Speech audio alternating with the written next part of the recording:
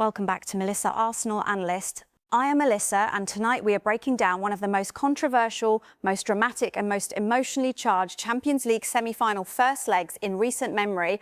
Atletico Madrid versus Arsenal. Final score 1-1, but do not let that scoreline fool you. This was not a quiet, comfortable draw. This was a match full of turning points, full of injustice and full of moments that will define the second leg at the Emirates. Stay with me, because by the end of this video, you are going to understand everything that happened tonight, why it matters and what it means for Arsenal going forward. Let us start right in the middle of the action. The Wanda Metropolitano, Atletico Madrid at home in a Champions League semi-final. The atmosphere is electric, hostile and designed to break visiting teams. Arsenal walked in as Premier League leaders, as the form team in Europe, unbeaten in 13 Champions League games this season. And they took the lead. Viktor Gyokeres, cool and composed from the penalty spot in the first half, put Arsenal ahead. That should have been the foundation for a controlled, professional away performance. But then the second half arrived, and with it came chaos. Ben White was penalised for a handball. Julian Alvarez buried the penalty 1-1. The momentum shifted completely to Atletico.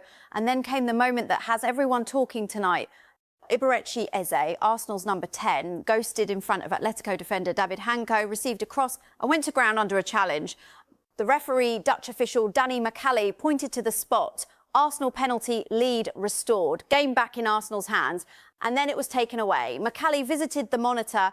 45 seconds, 13 replays. And he reversed his decision. No penalty, no goal, 1-1. And the tie remains level heading to the Emirates next week. The question is, was that the right call?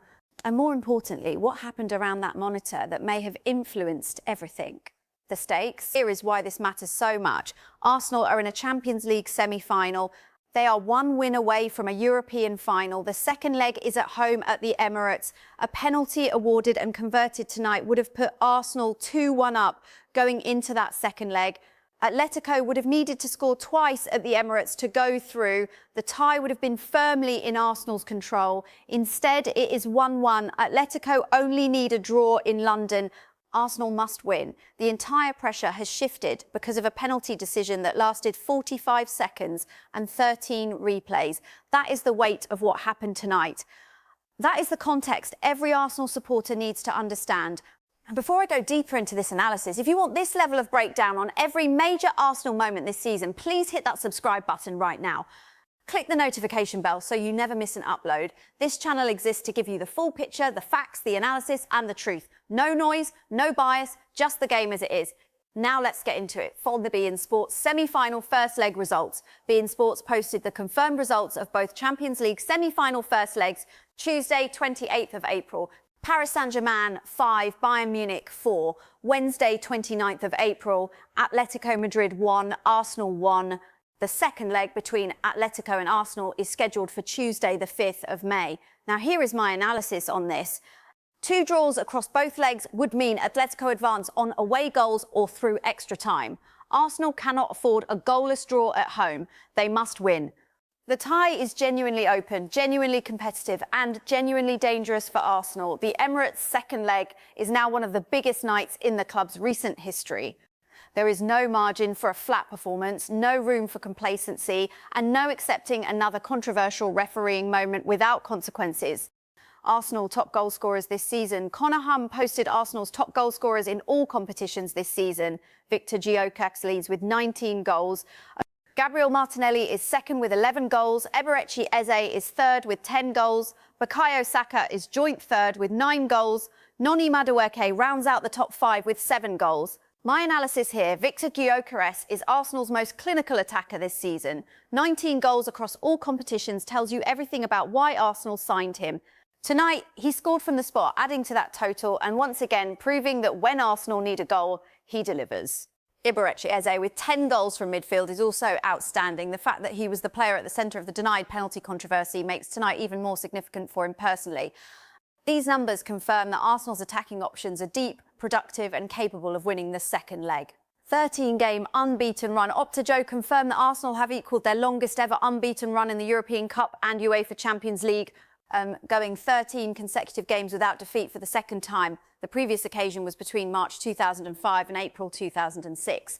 My analysis, This is a remarkable statistic. 13 games without losing in the Champions League in a single campaign is elite-level consistency. It means Arsenal have not just been lucky, they have been systematically outperforming opponents over months of European football. The fact that this equals their previous best, which ended in a Champions League final appearance, is significant. It sets a historical standard and raises legitimate expectations about where this Arsenal side can go. The Athletic, the Eze penalty controversy, the Athletic confirmed that Arsenal believed they thought they were going to retake the lead from the penalty spot after Eberechi Eze went to ground under a challenge from David Hanko. After a lengthy VAR review, the on-field decision was reversed and the penalty was cancelled. My analysis. The photograph sequence published by The Athletic shows Hanko with his leg planted directly into Eze's path. The contact appears visible. The original decision to award the penalty was made by the referee in real time, on the pitch, at full speed. He saw it as a foul. The question VAR is supposed to answer is whether that was a clear and obvious error. Looking at those images, it is very difficult to argue the original decision was clearly wrong. And that is the fundamental problem at the heart of this controversy. Matteo Ruggeri, Player Statistics Scorker, reported that no Atletico Madrid player won more duels, made more tackles or created more chances against Arsenal than Matteo Ruggeri. His numbers were 66 touches, 6 duels won, 4 chances created and 4 tackles made. My analysis. Ruggeri was arguably Atletico's best outfield performer on the night. Those numbers are remarkable for a defensive player. 66 touches means he was involved constantly. 4 chances created from a defensive position tells you that Atletico's attacking threat down his side was significant. Arsenal will need to account for his influence much more carefully in the second leg at the Emirates. Declan Rice pass statistics. TNT Sports reported that Declan Rice completed 83 passes against Atletico Madrid. That is the second most by an English midfielder in a Champions League semi-final since records began in the 2003 to 2004 season. My analysis. Declan Rice was exceptional tonight. 83 completed passes in a Champions League semi-final away from home in one of the most hostile atmospheres in European football is a statement of technical dominance. He controlled the tempo, he recycled possession, he was composed under pressure. His rating of 7.1 in the player ratings confirms a strong individual performance. Rice is proving himself as one of the best midfielders in Europe right now, and his performance tonight should give Arsenal enormous confidence heading into the second leg. Diego Simeone at the Monitor AFC Stuff posted footage showing Diego Simeone actively getting involved as the referee was approaching the VAR monitor to review Arsenal's penalty decision. The penalty was subsequently overruled. My analysis. This is where the evening gets deeply uncomfortable. What that image and footage shows is a manager who should have no influence over a refereeing decision physically placing himself in the eye line of the referee at the most critical moment of the review process. Simeone was reportedly just 5 yards behind the screen. He was gesturing, he was bellowing at the referee. His assistants were haranguing the fourth official. This is not passion, this is calculated pressure. And whether it influenced the decision or not, it should never have been allowed to happen. Arsenal UCL record this season. TNT Sports confirmed Arsenal's Champions League record this season. 10 wins, 3 draws, 0 losses across 13 games. They also noted that the last time Arsenal went 13 games unbeaten in a Champions League campaign, they reached the final. My analysis. 10 wins, 3 draws, 0 defeats. That is a genuinely elite campaign. And the reference to the previous occasion they reached this milestone ending in a final appearance is not just nostalgia, it is a statement of historical precedent. This Arsenal side is on a trajectory that the club has only been on once before in the Champions League era. The pressure on the second leg at the Emirates has never been higher, but the foundation of this season's European form gives every reason for belief. Steve McManaman, quote, Arsenal News Channel quoted Steve McManaman speaking about the penalty decision. McManaman said, and I am paraphrasing to respect natural speech, that he found the behaviour of Simeone and his assistants when the referee went to the camera to be atrocious. He said the referee should never have been told to go to the screen. He confirmed his hatred of VAR in this context. My analysis, McManaman is one of the most experienced voices in European football punditry. He played in Champions League finals. He understands the pressure at this level.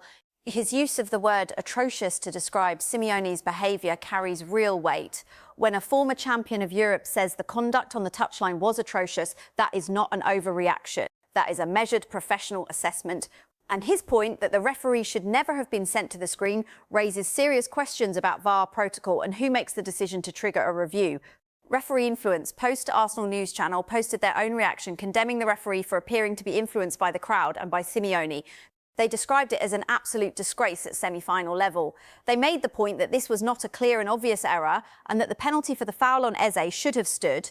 My analysis. The frustration expressed here reflects a genuine and legitimate grievance. A referee at this level, in this competition, at this stage, must be immune to crowd pressure and managerial theatrics.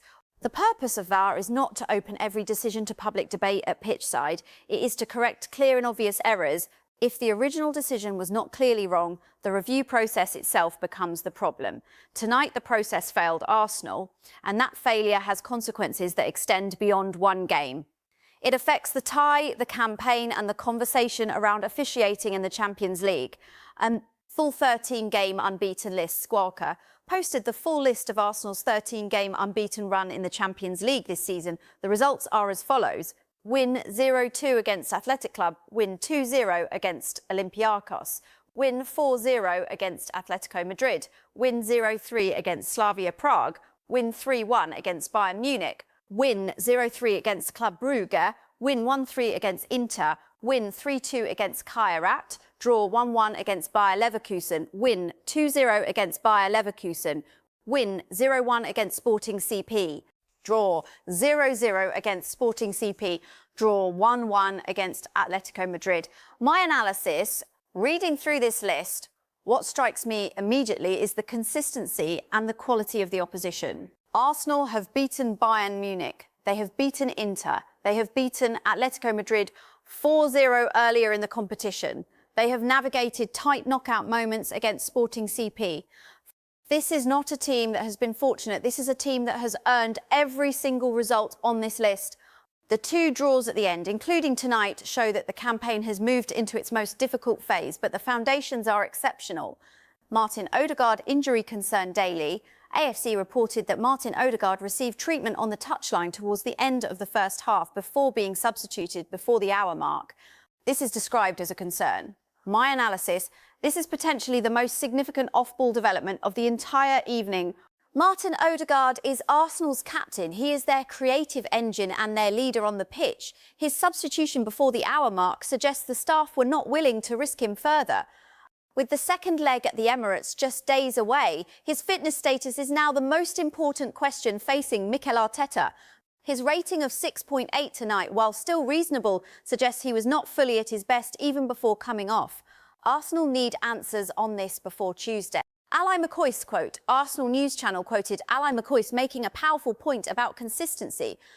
McCoist said that if the same foul had taken place in the Arsenal box and had been given as a penalty, it would have stayed a penalty under VAR review. My analysis. McCoist's point is one of the most important made by any pundit tonight. He is highlighting a fundamental inconsistency in how VAR is applied. If a foul is clear enough to be given as a penalty in real time on the pitch, the threshold for VAR to overturn that decision must be extremely high. The foul on Eze was given by the referee in real time. For VAR to overturn it, the evidence must be overwhelmingly clear. Multiple pundits tonight, including McCoist, Steven Gerrard, Martin Keown and Steve McManaman, all reached the same conclusion. It was not clear enough. It should not have been overturned. CBS Sports Golazo. Arteta's defining month, CBS Sports Golazo, posted a clip featuring Jamie Carragher, Thierry Henry and Micah Richards discussing Mikel Arteta and Arsenal's season. The headline quote was, "The next month will define Mikel Arteta's time as Arsenal manager." My analysis, this is an enormous statement and it is completely accurate. Arsenal are fighting on two fronts. They are in a Champions League semi-final. They are leading the Premier League. The next few weeks will determine whether Arteta's project delivers its first major trophies. All the build-up, all the investment, all the tactical development, all the squad building, it all comes down to what happens now. Tonight's draw keeps the dream alive. But it also reminds everyone how fine the margins are at the very top of the game. CBS Sports Golazo, Thierry Henry on Arsenal's performance. CBS Sports Golazo quoted Thierry Henry describing Arsenal's performance as old school. His exact description, quoted for context, was, "Yesterday we were on the moon, now we are back on planet Earth." My analysis, Henry is clearly referencing the contrast between an outstanding recent performance and tonight's more grounded, physical, contested display against Atletico. Old school in this context means it was a fight, it was tactical, it was not free-flowing, it was not dominant in the way Arsenal can be. And Henry's point is valid. Tonight was not Arsenal at their absolute best. It was Arsenal grinding, suffering two controversial refereeing decisions, losing their captain to an injury concern and still leaving with a draw that keeps them in the tie.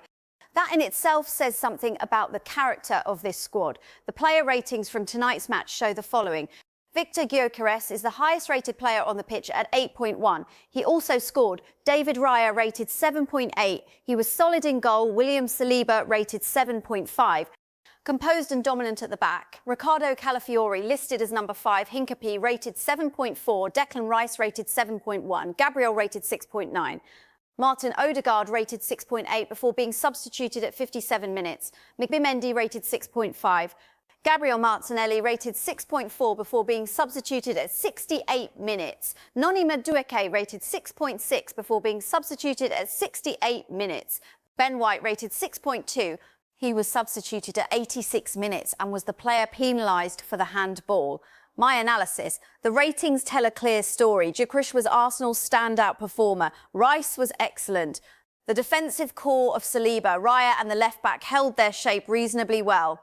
But the midfield and attacking positions outside of Gyokeres and Rice were below the standards Arsenal are capable of.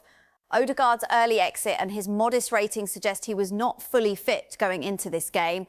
The next 48 hours of injury updates are critical. The VAR penalty controversy and Simeone's behaviour. Now let us go deep into the central controversy of the night. The situation is this.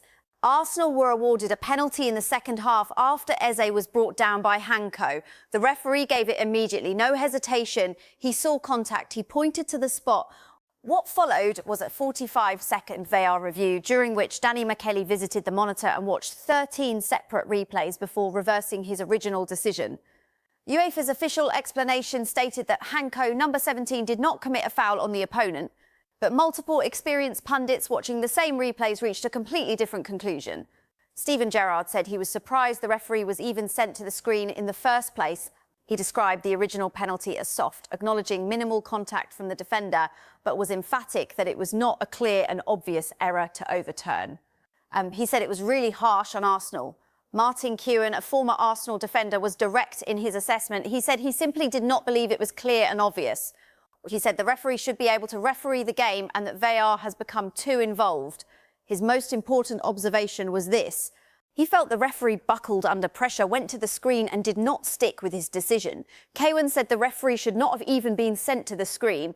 Steve McManaman was equally forceful. He described Simeone's behaviour and the behaviour of his assistants during the review as atrocious. He said the constant haranguing of the fourth official and the gesturing at the monitor was unacceptable. He added that when contact exists in the first place, it cannot be a clear and obvious error, and the referee should not have gone back and changed the decision. Darren Fletcher on commentary went even further. He described Simeone as standing literally 5 yards behind the screen, bellowing at the referee, waving at him.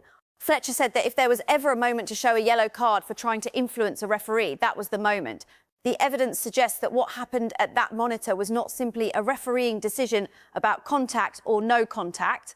It was a moment where the environment, the pressure, the noise and the physical presence of Diego Simeone at the edge of the technical area all contributed to a referee changing his mind on a call that multiple experts believe should have stood. That is deeply troubling, not just for Arsenal, for the integrity of the competition. The Ben White handball decision. The first controversial moment of the second half came before the Eze penalty incident. Ben White was penalised for handball after the ball struck his left arm as he tried to block a volley from Marcos Llorente. UEFA confirmed the reasoning. White's left arm was away from his body and making his body bigger. Julian Alvarez converted the penalty emphatically, equalising for Atletico after Gyokeres had given Arsenal the lead. Jamie Carragher was scathing in his reaction. He wrote on social media that handball penalties are a stain on the Champions League. He acknowledged that the previous night's decision was arguably worse, but was clear that this should not have been a penalty against White. Steven Gerrard offered a more nuanced take. He said that when an arm is away from the body at this level, even unintentionally, those decisions tend to be given. He noted that he did not believe it would have been a penalty in the Premier League, but at Champions League level, under current regulations, those calls go against defenders. Ally McCoist added another dimension. He questioned whether there was even contact off White's leg rather than his arm, suggesting the decision was made on incomplete evidence. The situation is that modern handball laws, particularly in European competition, have created a category of decision that feels deeply unfair to defenders. White was turning his back to block a shot. His arm was in a natural position for a player rotating away from the ball. But under the letter of current regulations, that was deemed sufficient for a penalty. Whether that reflects the spirit of the game is a separate debate entirely. Bringing it all together, here is what tonight tells us about Arsenal, about this tie and about this season. Arsenal went to one of the most hostile grounds in European football. They took the lead. They were denied a penalty that most respected analysts believe should have stood. They conceded a penalty on a controversial handball decision. They lost their captain to an injury before the hour mark, and they still came home with a draw. Their Champions League record now reads 10 wins, 3 draws, 0 defeats across 13 games this season. The last time they reached 13 games unbeaten in this competition, they reached the final. Viktor Gyokeres, Arsenal's top scorer with 19 goals in all competitions, delivered on the biggest stage again tonight. Declan Rice completed 83 passes, the second most by an English midfielder in a Champions League semi-final since records began. William Saliba was commanding. David Raya was reliable.